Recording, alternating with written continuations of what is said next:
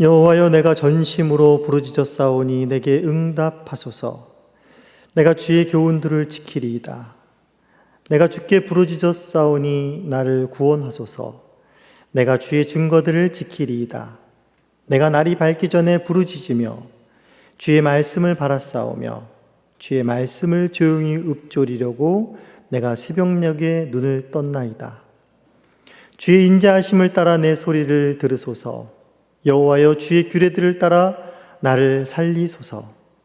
악을 따르는 자들이 가까이 왔사오니 그들은 주의 법에서 머니이다. 여호와여, 주께서 가까이 계시오니 주의 모든 계명들은 진리니이다. 내가 전부터 주의 증거들을 알고 있었으므로 주께서 영원히 세우신 것인 줄 알았나이다. 나의 고난을 보시고 나를 건지소서. 내가 주의 율법을 잊지 아니함이니이다. 주께서 나를 변호하시고 나를 구하사 주의 말씀대로 나를 살리소서. 구원이 악인들에게서 멀어짐은 그들이 주의 율례들을 구하지 아니함이니이다.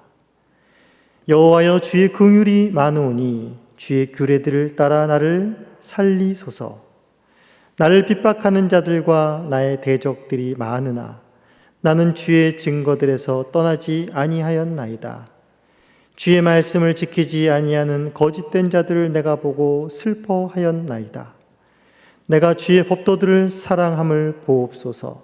여호와여, 주의 인자하심을 따라 나를 살리소서. 주의 말씀의 강령은 진리이오니 주의 의로운 모든 규례들은 영원하리이다. 하나님의 말씀입니다. 하나님께 감사합니다. 네, 먼저 오늘 본문 145절에서 148절까지에서는 계속해서 어떤 시인의 간절하고 절실한 마음이 드러나고 있습니다. 계속해서 시인은 하나님 앞에 부르짖습니다. 그런데 전심을 다해 마음과 뜻을 다해서 하나님께 부르짖고 있습니다. 하나님께서 내게 응답해 달라고, 나를 구원해 달라고, 나를 살려 달라고 부르짖고 있습니다. 그 부르짖음의 간절함은 147절에 나와 있는 바와 같이 내가 날이 밝기 전에 부르짖었다라고 말하고 있습니다. 그러니까 이것은 날이 밝기도 전에, 즉 밤에 잠을 자지 못할 정도로 하나님 앞에 간절한 심령이었다라는 것이지요. 절실한 심령으로 주님 앞에 매달렸다라고 지금 말을 하고 있는 것입니다. 시인의 마음은 왜 이렇게 간절하고 왜 이렇게 절실하게 주님 앞에 부르짖고 있는 것이겠습니까? 바로 150절에 보시면 악을 따르는 자들이 자신에게 가까이 왔다라고 말하고 있습니다. 악을 따르는 자들, 나와 상관없이 그냥 악을 행하는 자들이 아니라 바로 나를 해하려는 자들인 것입니다. 내 생명을 앗아갈 수 있는 자들이 바로 내 앞에 다가왔다라는 것입니다.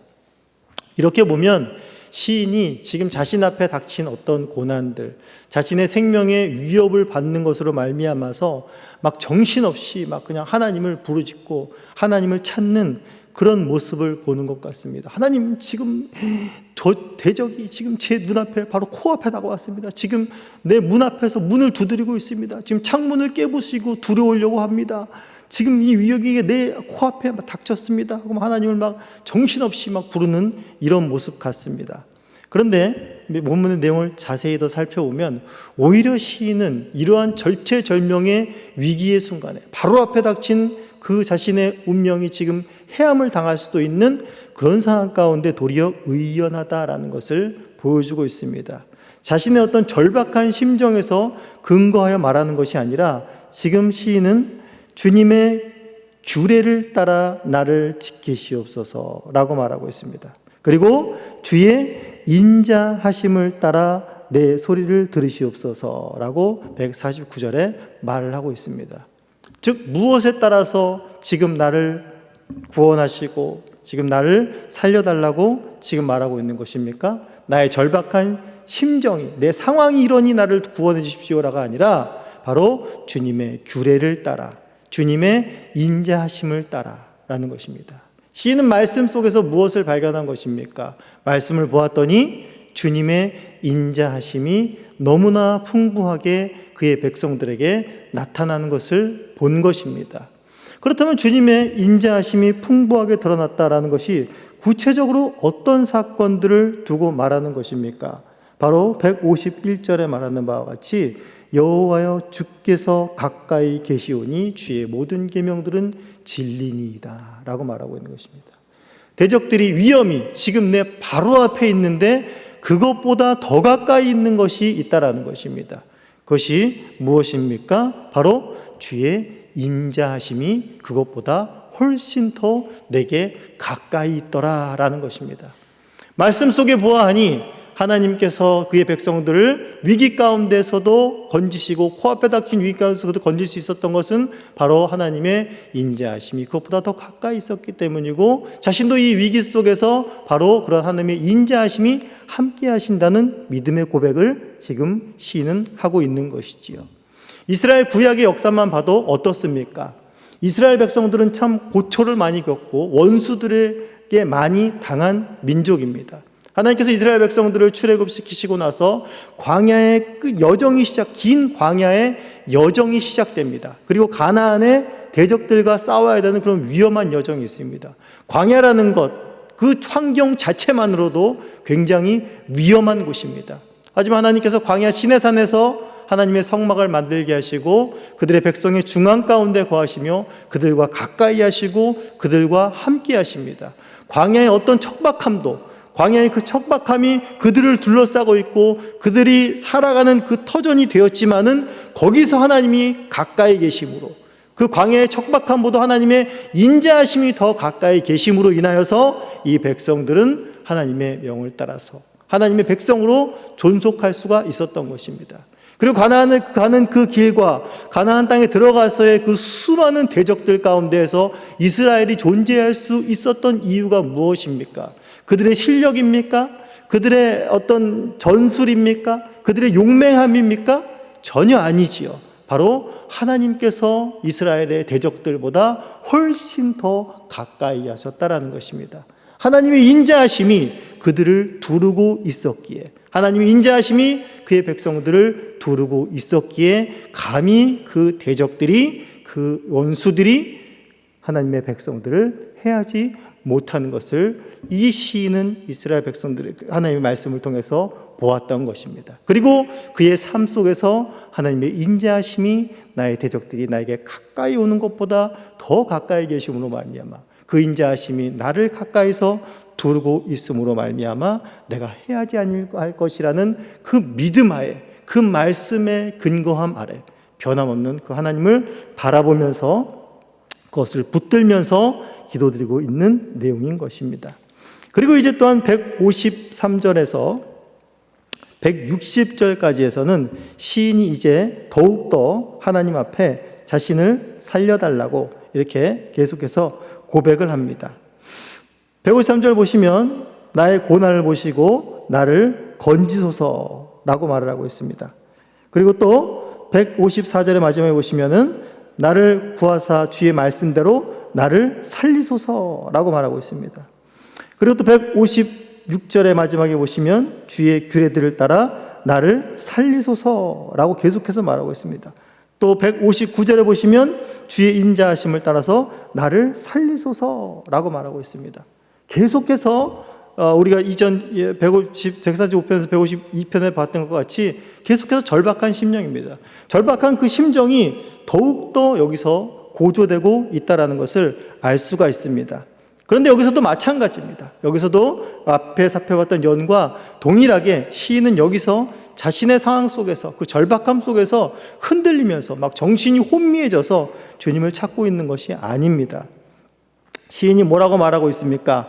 대적들이 너무나 자기들에게 많다라고 말하고 있습니다. 157절에 보시면 나를 핍박하는 자들과 나의 대적들이 너무나도 많습니다 라고 말하고 있습니다. 아까 나의 원수들이 어떻다고 했습니까? 너무나 가까이 있다라고 했습니다. 가까이 있는 그 원수들이 너무나 많은 것입니다. 감히 상대가 할 수 없는 것입니다. 내 실력으로 한두 명 와서 하는 것이 아니라 내가 감히 감당할 수 없는, 손조차 쓸 수 없는 그런 막강한 대적들이 나를 뚫고 휘몰아치고 지금 나에게 구름대처럼 달려오고 있는 것입니다. 얼마나 무서운 모습이 있겠습니까? 얼마나 긴장이 되겠습니까? 하지만 여기서 시인은 뭐라고 말합니까? 156절에서 기가 막힌 고백을 합니다. 여호와여, 주의 긍휼이 많으오니 주의 규례들을 따라 나를 살리소서라고 말을 하고 있습니다. 주의 긍휼이 나의 대적들보다 훨씬 더 많다라는 것을 지금 시인은 고백하고 있는 것입니다.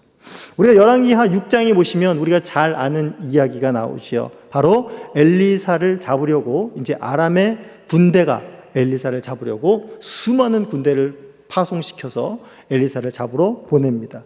이제 그 엘리사를 잡으러 모든 군대가 진을 치고 둘러싼 모습을 그의 종인 그 사환이 보게 되지요. 보면서 이제 막 너무나 기겁을 하죠. 막 그러면서 엘리사에게 종이 어찌하리까 막 이렇게 하면서 엘리사를 찾습니다. 엘리사가 뭐라 그럽니까?